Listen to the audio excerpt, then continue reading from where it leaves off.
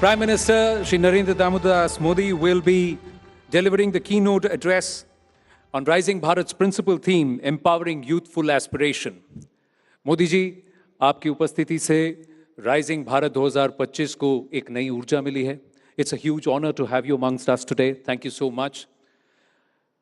प्रधानमंत्री जी और to our audience. In the run-up to this event today, the News 18 network envisaged a unique proposition, which was to connect the Yuva across campuses and universities.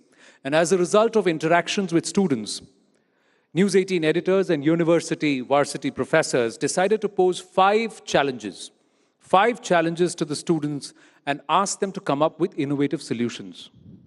Now, working on with their mentors, allied institutions, students and the universities have come up with a proof of concept, not just an idea, but a proof of concept as solution for these problems. Now, this has been distilled into a white paper or a Samadhan document, which Pradhan Mantri ji, we'd humbly request you to unveil today.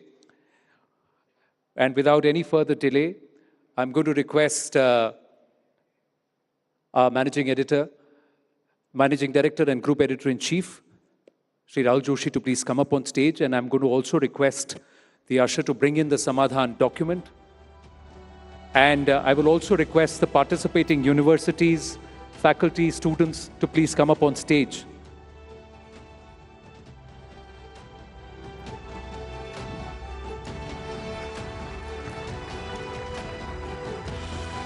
And take their places. This document would not have been possible without their hard efforts. So we have luminaries like the director of IIT Madras, Professor Kamakoti, also part of, there are organizations like TD who are doing some phenomenal work, those who have brought up the Kalki bioculture. They've all worked together to solve for Bharat with respect to air pollution, waste management, with respect to cleaning up our rivers, education for all, and also decongesting our streets, traffic.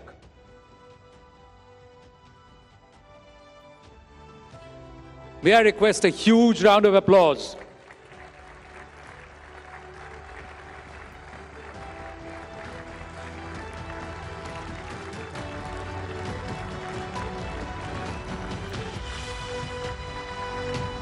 They all have done some phenomenal work. We've put together this document using technology tools. The reports are all QR coded. We've tried to bring it to life, the Samadhan document that solves for Bharat.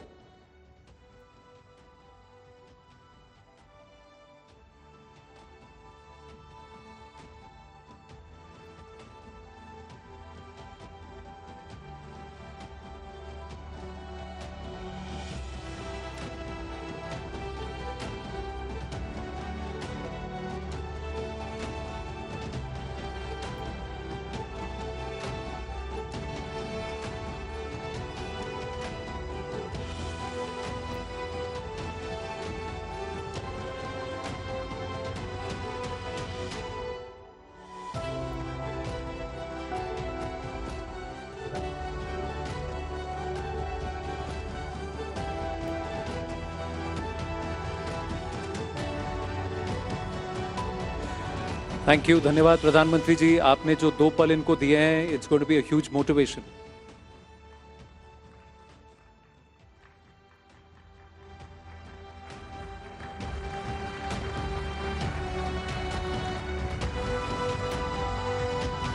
Thank you so much to all our participants. I'm going to request you to kindly make your way off the stage. Big round of applause for them and for their work.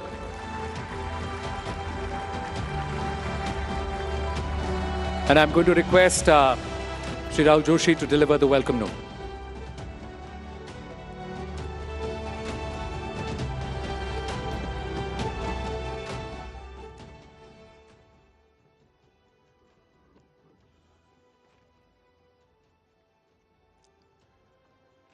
Honorable Prime Minister Shri Narendra Modi ji, distinguished guests, ladies and gentlemen.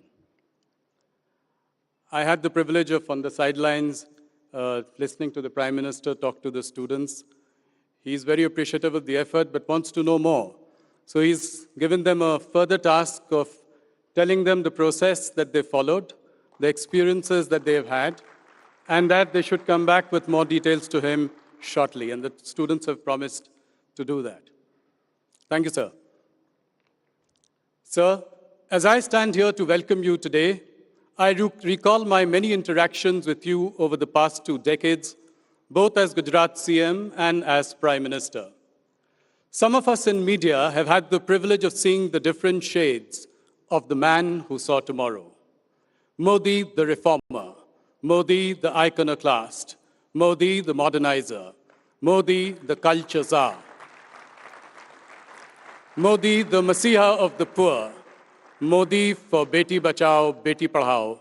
And not the least, Modi, the unshakable, irrepressible youth icon. I recall the frenzy of the 2014 elections and the Modi wave that swept this country. In my election travels to the cities and villages of Uttar Pradesh, a state where BJP held no great sway back in 2014, I could only hear chants of Modi, Modi, Modi. Young kids zipped across towns in motorcycles shouting, Har Har Modi, Ghar Ghar Modi. Prime Minister, leading this wave and riding the storm were the youth of India who saw in Narendra Modi, the transformational leader, their role model. They saw in your eyes determination that gave them hope. They heard in your voice steely resolve of a brighter future and the war cry, Na khaunga, na khane dunga. Sir, you have often quoted Swami Vivekananda and his belief in the power of youth. Very recently you said, Swami ji कहा करते थे कि उन्हें युवा पीढ़ी पर विश्वास था, नई पीढ़ी पर विश्वास था। जैसे विवेकानंद जी को आप पर विश्वास था, मुझे विवेकानंद जी पर विश्वास है। उन्होंने जो कुछ भी सोचा और कहा है, भारत के युवाओं पर मेरा अंधविश्वास है। He does not have faith in the youth, he has blind faith in them. Which is why the theme of this year's Rising Bharat is youthful aspirations. After all, Prime Minister, you have stoked the fire in the startup world to deliver the maximum number of unicorns in India, next only to the US and China. You've ignited the aspirations of the engineers and the technologists to write a new chapter for India in the production of semiconductors and in the development of AI. You've shown the way to a younger crop of politicians who are now cabinet ministers and chief ministers in their 40s and 50s. Where most CEOs are grappling with issues every quarter and can at best draw up a 3-year plan, you've dared to look decades into the future to draw up a vision for Viksit Bharat 2047. If you have dreamt the impossible dream, you've also kept an eye on the ground realities. Swachh Bharat was a mission. Atmanirbharta, the need of the hour. Pariksha Pe Charcha, a way to bring mental health of children into mainstream conversations. Prime Minister, later this year, you will celebrate your 75th birthday with 140 crore Indians. This year is truly special in many ways. Not only are you leading the country for a 3rd consecutive term, you're a global leader who's given the Global South a strong voice in a topsy-turvy world. You're perhaps the only leader who can pick up the phone and talk to both Putin and Zelensky. You can soften Xi Jinping on the one side and drive a hard bargain with the tariffing Don on the other. And sir, as I say this, I look to yet another milestone that will go down in the annals of history of this great nation. Next year, when we meet at Rising Bharat yet again, you will be completing a historic 25 years in governance without a break in service, and I dare say, without a holiday either. I often wonder what the 90-hour weekday fuss is all about. Somewhere between you turning 75 and your completing 25 years in office is the 100th anniversary of your alma mater, the Vat Vriksha, as you have called it, the Rashtriya Swayamsevak Sangh, or the RSS. This is where you cut your teeth, starting at the tender age of 8. Prime Minister, between 2025 and 2026, your many paths are crossing in some inexplicable, divinely ordained way. As you celebrate your 75th birthday, you can look back with a sense of great satisfaction at your years with the RSS, which eventually paved the way for your years in governance. Modi ji, हर बार अंत में मैं किसी कवि या शायर का सहारा लेते हुए आपको संबोधन के लिए आमंत्रित करता हूं, पर इस बार आपके 75 वर्षगांठ के कुछ महीने पहले मेरे दिल में आपके शब्द कुछ इस तरह गूंज रहे हैं। सितंबर 2016 में जब आपने मुझे अपना सबसे पहला इंटरव्यू दिया था, तो मैंने आपसे पूछा था कि इतिहास मोदी को कैसे याद करे। आपका जवाब मैं एक बार फिर सबके समक्ष रखना चाहता हूं। भारत के इतिहास में नरेंद्र मोदी खुद को कहां पाते हैं? जो इंसान वर्तमान में जीने का शौकीन हो, वो इतिहास की चिंता क्यों करे? और जीवन में कभी भी ऐसी गलती नहीं करनी चाहिए कि अपने लिए कुछ करें। देखिए, हमारे देश का दुर्भाग्य ये रहा है कि सरकारों ने भी अपनी छवि बनाने की भरपूर कोशिश की, राजनीतिक दलों ने भी अपनी छवि बनाने की भरपूर कोशिश की, शासन पर बैठे हुए लोगों ने भी अपनी छवि बनाने की भरपूर कोशिश की। काश अच्छा होता, अपनी छवि के बजाय हमने देश की छवि बनाने के लिए अपने आप को खपा दिया होता। 125 करोड़ देशवासी, ये इतिहास की अमर कथा है। उन 125 करोड़ देशवासियों में एक मोदी होगा, उससे ज़्यादा कुछ नहीं हो।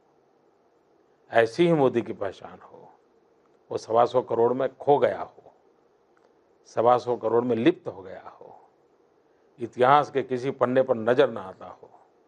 अगर ऐसी जिंदगी जी करके जाऊं, अपने आप को पूरी तरह खपा दूं, आहूत कर दूं, तो उससे बड़ा जीवन का आनंद क्या होगा? यही खुशी होगी। Ladies and gentlemen, I give you the Prime Minister of India, Narendra Modi.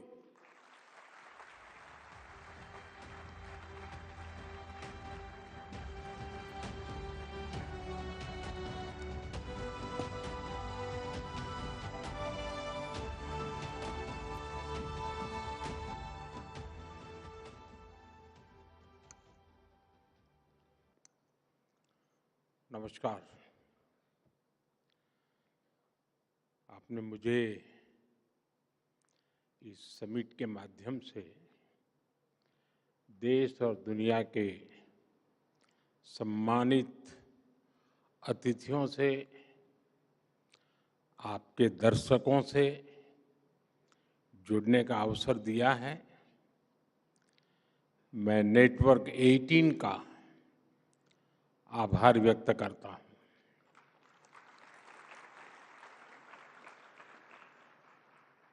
मुझे खुशी है कि आपने इस वर्ष की समिट को भारत के युवाओं की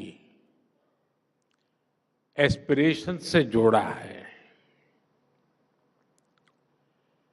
इस साल के शुरुआत में विवेकानंद जयंती के दिन यहीं भारत मंडपम में विकसित भारत यंग लीडर्स डायलॉग हुआ था। तब मैंने युवाओं की आंखों में देखा था सपनों की चमक, संकल्प का सामर्थ्य और भारत को विकसित बनाने का जुनून।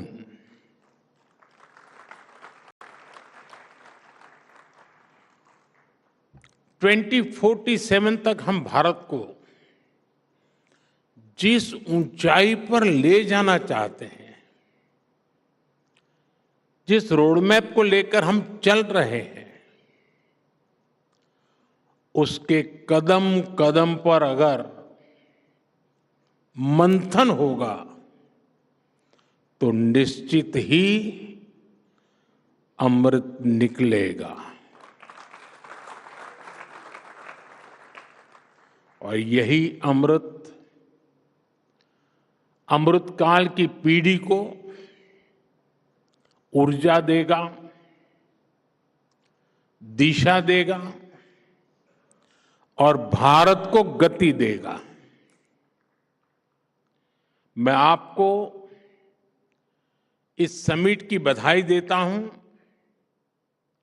शुभकामनाएं देता हूं। साथियों, आज दुनिया की नजर भी भारत पर है और दुनिया की उम्मीद भी भारत से है। कुछ ही वर्षों में हम दुनिया की 11वीं से 5वीं सबसे बड़ी इकोनॉमी बने हैं, बहुत कम समय में। अनेक प्रकार के ग्लोबल चैलेंजेस आए, लेकिन भारत रुका नहीं। भारत ने डबल स्पीड से दौड़ लगाई और एक दशक में अपनी इकोनॉमी के साइज को डबल करके दिखाया है। जो सोचते थे कि भारत स्लो और स्टेडी चलेगा, उन्हें अब फास्ट एंड फियरलेस इंडिया दिख रहा है। और इसमें भी कोई संदेह नहीं है कि जल्द ही भारत की दुनिया की तीसरी इकोनॉमी बनना तय है।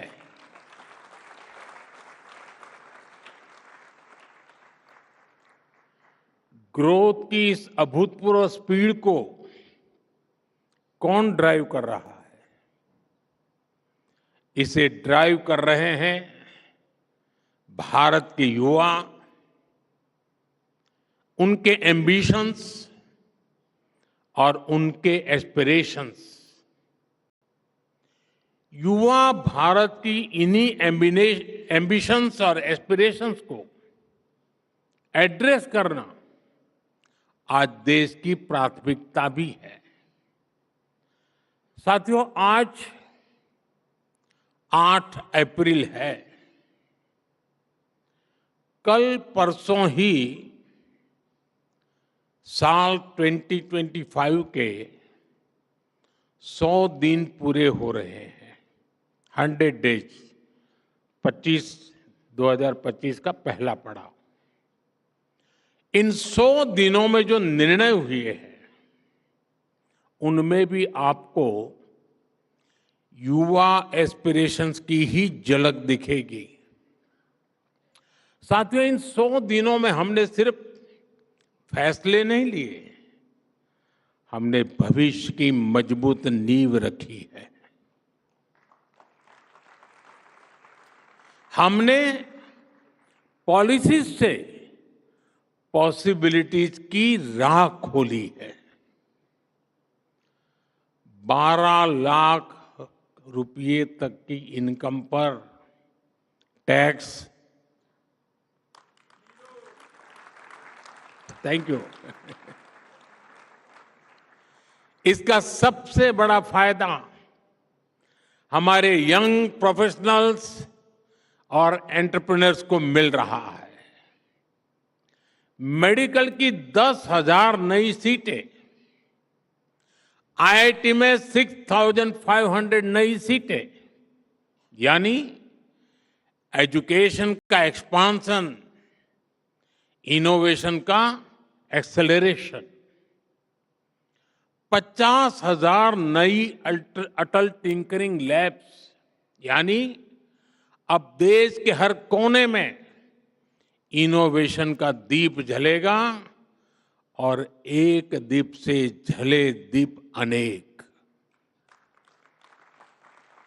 एआई और स्किल डेवलपमेंट के लिए centre for of excellence, youth को मिलेगा फ्यूचर रेडी बनने का मौका। 10,000 नई पीएम रिसर्च फेलोशिप, अब आइडिया से इम्पैक्ट तक का सफर और आसान होने वाला है। जैसे स्पेस सेक्टर खोला गया, वैसे ही अब न्यूक्लियर एनर्जी सेक्टर भी ओपन किया गया। इनोवेशन को अब सीमाएं नहीं, समर्थन मिलेगा। गीग इकोनॉमी से जुड़े युवाओं को पहली बार सोशल सिक्योरिटी का कवच दिया जाएगा। जो पहले दूसरों के लिए इनविजिबल थे, अब वे नीतियों के केंद्र में है। और एससी, एसटी तथा वुमेन एंटरप्रेन्योर्स के लिए 2 करोड़ के term loan. Inclusivity is not just a promise, it's a policy. इन सभी निर्णयों का सीधा लाभ भारत के नौजवानों को मिलने वाला है, क्योंकि जब युवा आगे बढ़ेगा तभी भारत आगे बढ़ेगा। साथियों, इन 100 दिनों में भारत ने जो किया है वो दिखाता है कि भारत रुकने वाला नहीं है। भारत झुकने वाला भी नहीं है। भारत अब थमने वाला भी नहीं है। इन 100 दिनों में भारत दुनिया का चौथा ऐसा देश बना जिसने सैटेलाइट्स की डॉकिंग और अनडॉकिंग की क्षमता हासिल की। भारत ने सेमी क्रायोजेनिक इंजन का सफल परीक्षण करके दिखाया। भारत ने 100 गीगावाट सोलर कैपेसिटी का ऐतिहासिक पड़ाव पार कर लिया। भारत ने 1000 मिलियन टन कोयला उत्पादन का रिकॉर्ड बनाया।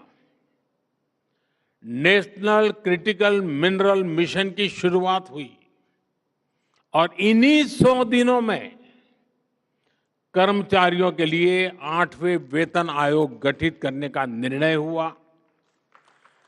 किसानों के लिए खाद पर सब्सिडी में बढ़ोतरी का फैसला हुआ। यानी अन्नदाता की चिंता सरकार की प्राथमिकता है। छत्तीसगढ़ में 3 लाख से ज्यादा परिवारों ने एक साथ नए घरों में गृह प्रवेश किया। स्वामित्व योजना के तहत 65 लाख से अधिक प्रॉपर्टी कार्ड सौंपे गए।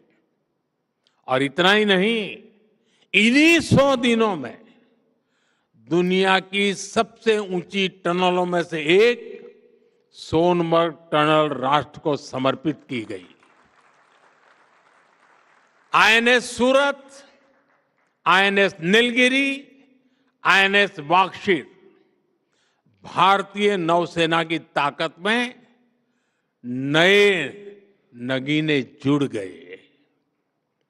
सेना के लिए made in India light combat helicopter खरीदी को हरी झंडी मिली और वक्त कानून में संशोधन का बिल पास हुआ।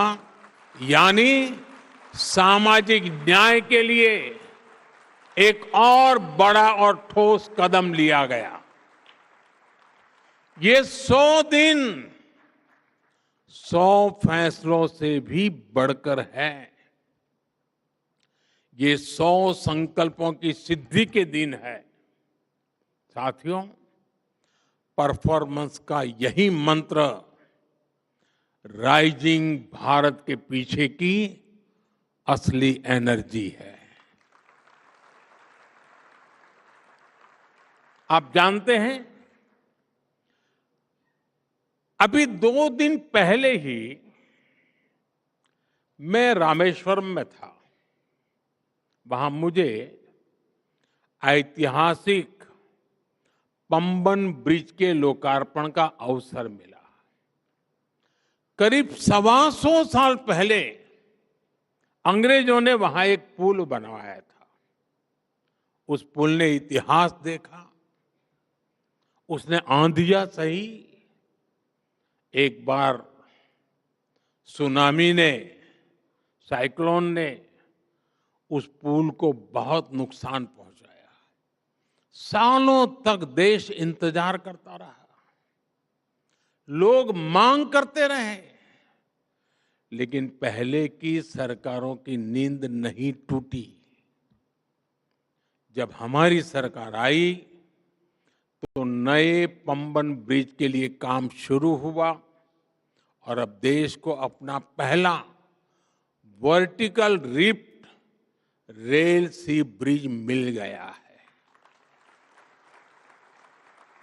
साथियों, परियोजनाओं को लटकाते रहने से देश नहीं चलता। देश चलता है परफॉर्म करने से, तेजी से काम करने से। Delay is the enemy of development. और हमने इस दुश्मन को हराने की ठान ली है। मैं आपको और भी उदाहरण दूंगा।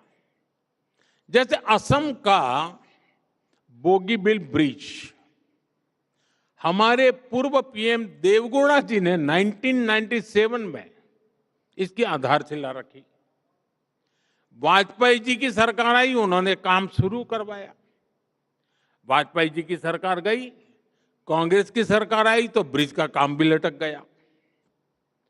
अरुणाचल और असम के लोगों, लाखों लोग परेशान होते रहे, लेकिन तब की सरकार पर कोई फर्क नहीं पड़ा। 2014 में आपने जब हमें सेवा करने का मौका दिया और ये प्रोजेक्ट फिर से शुरू हुआ, और सिर्फ 4 साल में 2018 में ब्रिज का काम पूरा हो गया। ऐसे ही केरला में कोल्लम बाईपास रोड प्रोजेक्ट का भी उदाहरण है। ये 1972 से अटका था।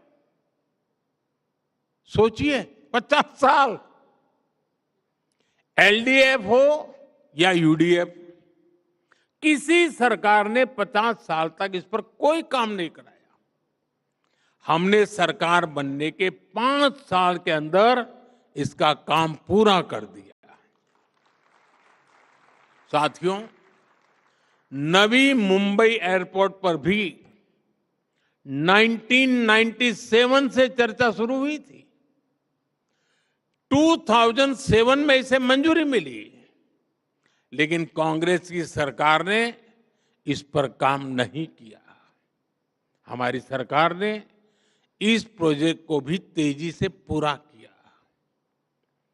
वो दिन दूर नहीं जब नवी मुंबई एयरपोर्ट से कॉमर्शियल फ्लाइट्स भी शुरू हो जाएगी। साथियों,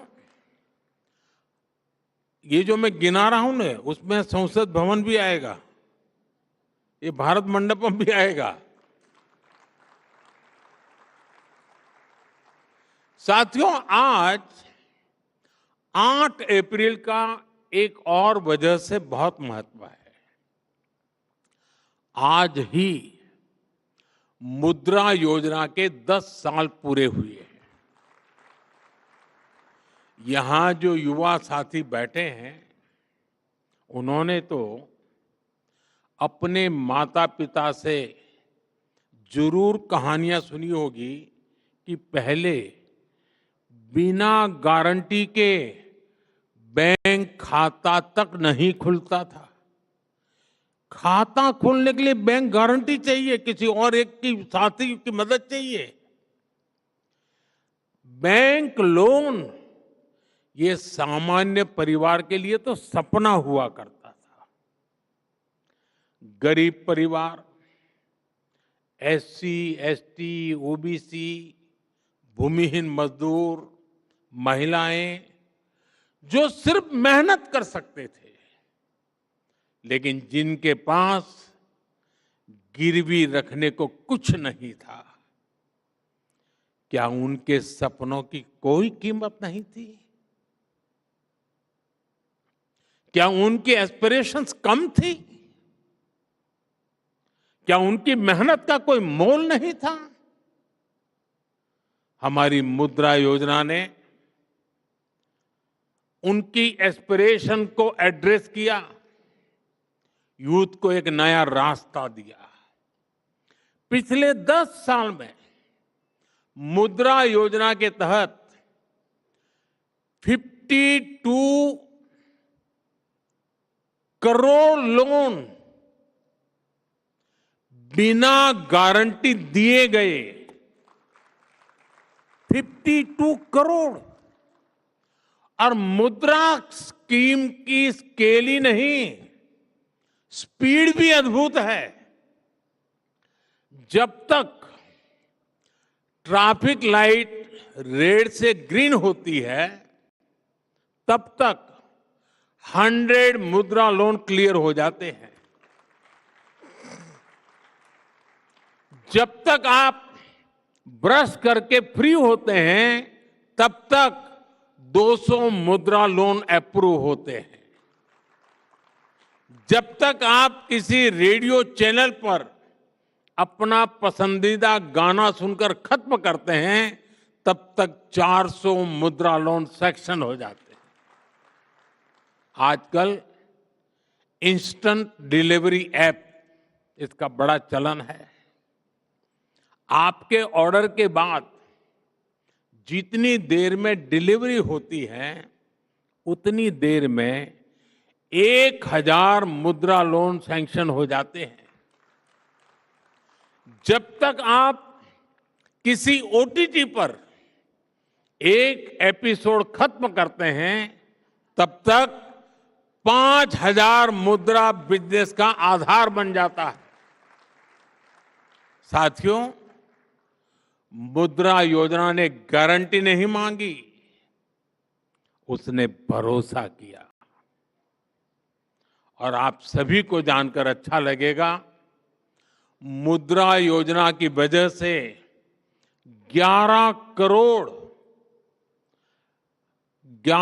करोड़ लोगों को पहली बार अपना कोई काम करने के लिए, स्वरोजगार के लिए लोन मिला है। ये 11 करोड़ लोग अब फर्स्ट टाइम एंटरप्रेन्योर बने हैं। यानी 10 साल में 11 करोड़ नए सपनों को उड़ान मिली है। और आप जानते हैं कि मुद्रा से कितना पैसा गांवों और छोटे शहरों में पहुंचा है। करीब 33 लाख करोड़ रुपीस, 33 लाख करोड़ रुपए, इतनी तो कई देशों की जीडीपी भी नहीं है। This is not just micro finance, this is a mega transformation at the grass roots. साथियों, ऐसा ही उदाहरण एस्पिरेशनल डिस्ट्रिक्ट और एस्पिरेशनल ब्लॉक्स का है। पहले की सरकारों ने देश के 100 से अधिक ऐसे जिलों को पिछड़ा घोषित करके उन्हें अपने हाल पर छोड़ दिया था। इनमें से अनेक जिले नॉर्थ ईस्ट में थे, ट्राइबल बेल्ट में थे। करना तो ये चाहिए था कि इन जिलों में सरकार अपना बेस्ट टैलेंट भेजती, लेकिन होता ये था कि इन जिलों में अफसरों को पनिशमेंट पोस्टिंग के लिए भेजा जाता था। यही तो पुरानी सोच थी, पिछड़े को पिछड़ा ही रहने दो। हमने ये अप्रोच बदली और इन जिलों को एस्पिरेशनल डिस्ट्रिक्ट घोषित किया। हमने इन जिलों के एडमिनिस्ट्रेशन पर फोकस किया। अपनी फ्लैगशिप स्कीम्स को मिशन मोड पर इन जिलों में लागू किया। अलग अलग पैरामीटर्स के आधार पर इन जिलों की ग्रोथ को मॉनिटर किया गया। आज वही एस्पिरेशनल डिस्ट्रिक्ट्स कई राज्यों की एवरेज से बेहतर और कई तो नेशनल एवरेज से आगे निकल चुके हैं। और इसका सबसे बड़ा लाभ वहीं के युवाओं को मिला है। अब वहां के नौजवान कहते हैं, हम भी कर सकते हैं, हम भी आगे बढ़ सकते हैं।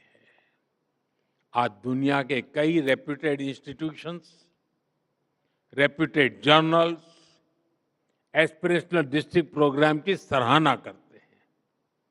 इसी सफलता से प्रेरणा लेकर अब हम 500 एस्पिरेशनल ब्लॉक्स पर काम कर रहे हैं। जब ग्रोथ को एस्पिरेशंस ड्राइव करती है तो वो समावेशी भी होती है और सस्टेनेबल भी होती है। साथियों, किसी भी देश के तेज विकास के लिए बहुत जरूरी है देश में शांति, स्थिरता और सुरक्षा की भावना। गुरुदेव टैगोर की कल्पना थी, चित्त चेता भय शून्य, उच्च जेथा शीर, where the mind is without fear and the head is held high. लेकिन दशकों तक भारत में डर का, भय का, आतंक का माहौल बढ़ता ही गया। इसका सबसे ज्यादा नुकसान युवाओं को ही हुआ। हिंसा, अलगाव, आतंकी आग में सबसे ज्यादा देश का युवा ही झुलसा है। जम्मू कश्मीर में दशकों तक युवाओं की अनेक पीढ़ियां बम, बंदूक और पत्थरबाजी में खप गई। लेकिन दशकों तक देश पर शासन करने वाले इस आग को बुझाने का साहस नहीं दिखा पाए। हमारी सरकार की स्ट्रांग पॉलिटिकल विल और संवेदनशीलता के चलते आज वहां हालत बदले हैं। आज जम्मू कश्मीर का नौजवान विकास से जुड़ हो चुका है। साथियों, आप नक्सलवाद को भी देखिए। देश के 125 से अधिक जिले नक्सलवाद की चपेट में, हिंसा की चपेट में थे। 125 डिस्ट्रिक्ट जहां से नक्सलवाद शुरू होता था वहां सरकार की बाउंड्री खत्म हो जाती थी। बड़ी संख्या में नौजवान नक्सलवाद से पीड़ित थे। हमने ऐसे नौजवानों को मुख्य धारा में लाने के लिए प्रयास किए। बीते 10 वर्षों में 8000 से अधिक नक्सलियों ने सरेंडर किया है, हिंसा का रास्ता छोड़ा है। आज नक्सल प्रभावित जिलों की संख्या भी 20 से कम रह गई है। हमारे नॉर्थ ईस्ट में भी दशकों से अलगाव का, हिंसा का एक अंतहीन सिलसिला चल रहा था। हमारी सरकार ने बीते 10 सालों में 10 बड़े शांति समझौते किए। इस दौरान 10,000 से ज्यादा युवाओं ने हथियारों को छोड़ा और विकास की मुख्य धारा में शामिल हुए। सफलता सिर्फ ये नहीं है कि हजारों युवाओं ने हथियार छोड़े।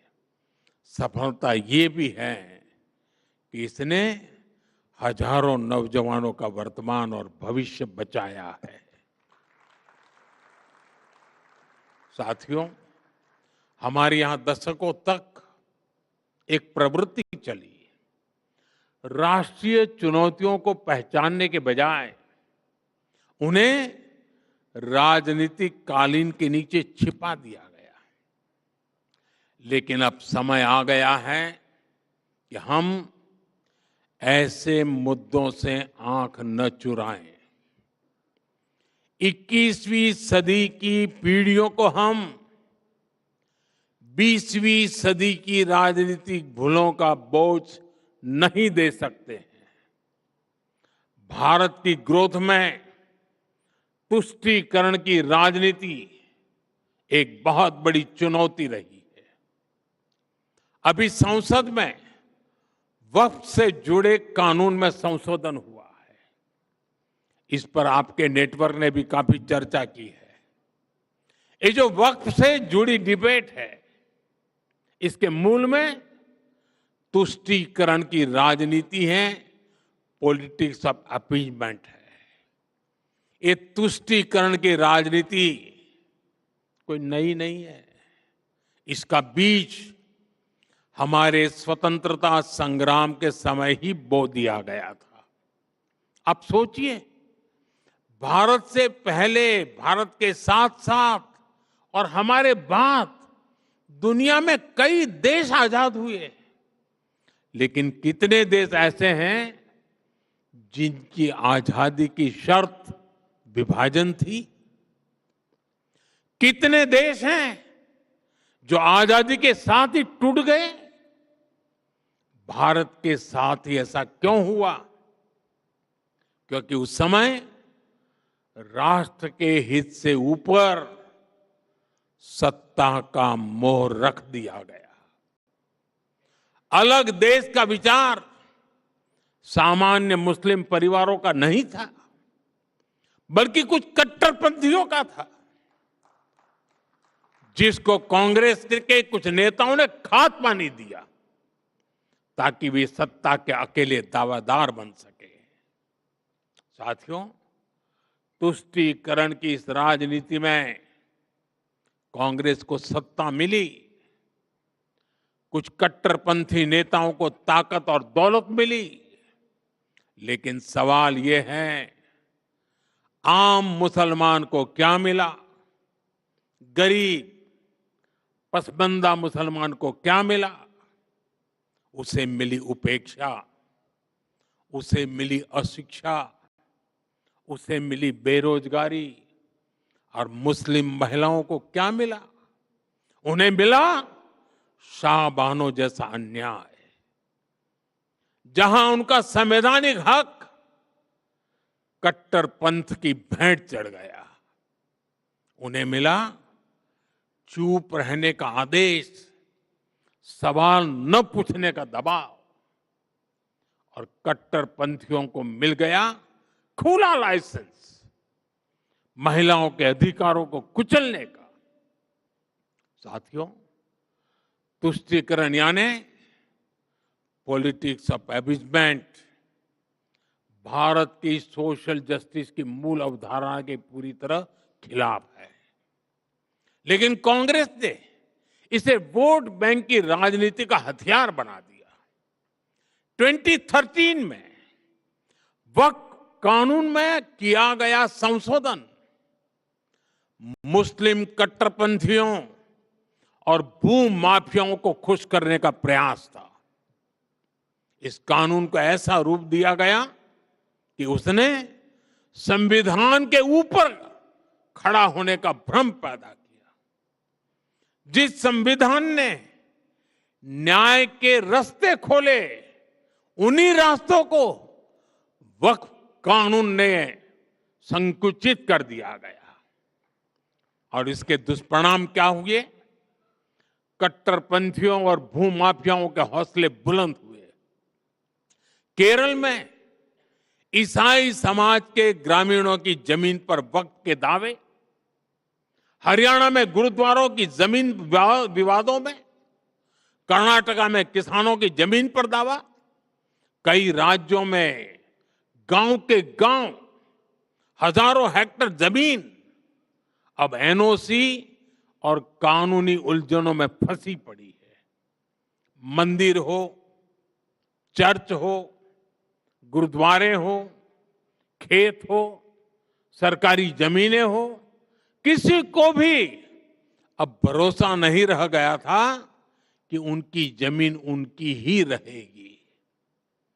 सिर्फ एक नोटिस आता था और लोग अपने ही घर और खेत के लिए कागज ढूंढते रह जाते थे।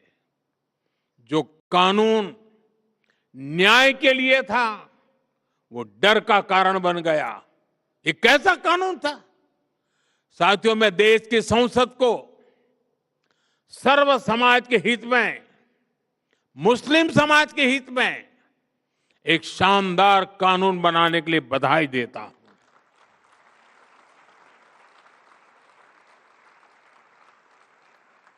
अब वक्फ की पवित्र भावना की भी रक्षा होगी और गरीब, पसबंदा मुसलमान, महिला, बच्चे सबके हक भी महफूज रहेंगे। वक्फ बिल पर हुई बहस हमारे संसदीय इतिहास की दूसरी सबसे लंबी डिबेट थी। 75 साल में दूसरी सबसे लंबी डिबेट। इस बिल को लेकर दोनों सदनों को मिलाकर 16 घंटे चर्चा हुई। जेपीसी की 38 बैठकें हुई, 128 घंटे चर्चा हुई। देश भर से लगभग 1 करोड़ ऑनलाइन सुझाव आए। ये दिखाता है कि आज भारत में लोकतंत्र सिर्फ संसद की 4 दीवारों तक सीमित नहीं है। हमारा लोकतंत्र जन भागीदारी से और अधिक मजबूत हो रहा है। साथियों, आज दुनिया तेजी से टेक्नोलॉजी और एआई की ओर बढ़ रही है और इसलिए अब ये जानना जरूरी है कि हम हमारी सॉफ्टवेयर साइट पर आर्ट, म्यूजिक, कल्चर, क्रिएटिविटी, क्योंकि हम रोबोट तैयार करना नहीं चाहते, हम मनुष्य तैयार करना चाहते हैं। यानी जो कुछ भी हमें मशीनों के सहारे चलता है, उन पर मानवता के लिए, संवेदनशीलता के लिए ज्यादा काम करें। एंटरटेनमेंट आज दुनिया की सबसे बड़ी इंडस्ट्री में से एक है और आने वाले समय में इसका और विस्तार होगा। ऐसे ही समय में हमने आर्ट और कल्चर को एनकरेज करने के लिए, इसे सेलिब्रेट करने के लिए वेव्स, और अभी राहुल जब भाषण कर रहे थे शायद 10 बार वेव्स आए हैं, 10 बार वेव शब्द था, लेकिन वो वेव 14 में ही शुरू हुआ ऐसा नहीं, हर 10 साल में नए रंग रूप के साथ आता है। और आज जो मैं इस वेव्स की बात कर रहा हूं, यानी वेव्स यानी world audio visual and entertainment summit, इस वेव्स नाम का प्लेटफॉर्म बनाया गया है। अगले महीने मुंबई में इसका बहुत बड़ा आयोजन होने जा रहा है और ये लगातार होते रहने वाला है। एक लंबी व्यवस्था खड़ी हो रही है। आप सभी जानते हैं, हमारे यहाँ movies, podcast, gaming, music, AR और वीआर की बहुत वाइब्रेंट और क्रिएटिव इंडस्ट्री है। हमने क्रिएट इन इंडिया का मंत्र लेकर इसे नेक्स्ट लेवल पर ले जाने का फैसला लिया है। वेव्स इंडियन आर्टिस्ट को कंटेंट बनाने और ग्लोबल बनाने के लिए एनकरेज करेगा और इसके साथ साथ क्रिएट इन इंडिया दुनिया भर के आर्टिस्ट को भारत में आने का अवसर भी देगा। मैं नेटवर्क 18 के साथियों से भी कहूंगा कि वो वेव्स के प्लेटफॉर्म को पॉपुलराइज करने के लिए आगे आए। यहां बड़ी संख्या में क्रिएटिव डोमेन्स में काम करने वाले युवा साथी हैं। कुछ लोगों से मेरे मिलने का मौका भी मिला। मैं उन्हें भी कहूंगा वो इस मूवमेंट को, इस प्लेटफॉर्म का हिस्सा बने। वेव्स की लहर हर घर, हर दिल तक पहुंचनी चाहिए। आप लोग ये करेंगे, ये मुझे पूरा विश्वास है। साथियों, नेटवर्क 18 ने इस समिट के माध्यम से देश के युवाओं की क्रिएटिविटी, उनकी सोच, उनकी संकल्प शक्ति को जिस तरह सामने रखा है, वह सराहनीय है। आपने युवाओं को एंगेज किया, उन्हें देश की समस्याओं पर सोचने, सुझाव देने और समाधान खोजने का मंच दिया। और सबसे बड़ी बात, उन्हें सिर्फ श्रोता नहीं, परिवर्तन का भागीदार बनाया। अब मैं देश की यूनिवर्सिटीज, कॉलेज और रिसर्च इंस्टीट्यूशन से आग्रह करता हूं कि समिट के एंगेजमेंट को आगे ले जाएं। जो इनसाइट निकले हैं, जो सुझाव आए हैं, उन्हें डॉक्यूमेंट करें, स्टडी करें और पॉलिसी तक पहुंचाएं। तभी ये समिट सिर्फ एक इवेंट नहीं, एक प्रभाव बन पाएगी। आपका उत्साह, आपकी सोच, आपकी भागीदारी ही भारत को विकसित देश बनाने के संकल्प की ऊर्जा है। मैं एक बार फिर इस आयोजन से जुड़े सभी साथियों को और विशेषकर हमारे युवा साथियों को बहुत बहुत शुभकामनाएं देता हूं। बहुत बहुत धन्यवाद।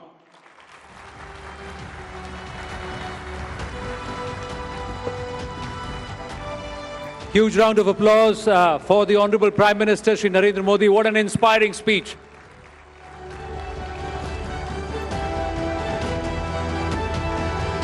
बहुत-बहुत आभार प्रधानमंत्री जी. Thank you very much. And yes, the students are encouraged, the universities are, to take these proof of concepts, these samadhan towards the policy level. Thank you for your encouraging words.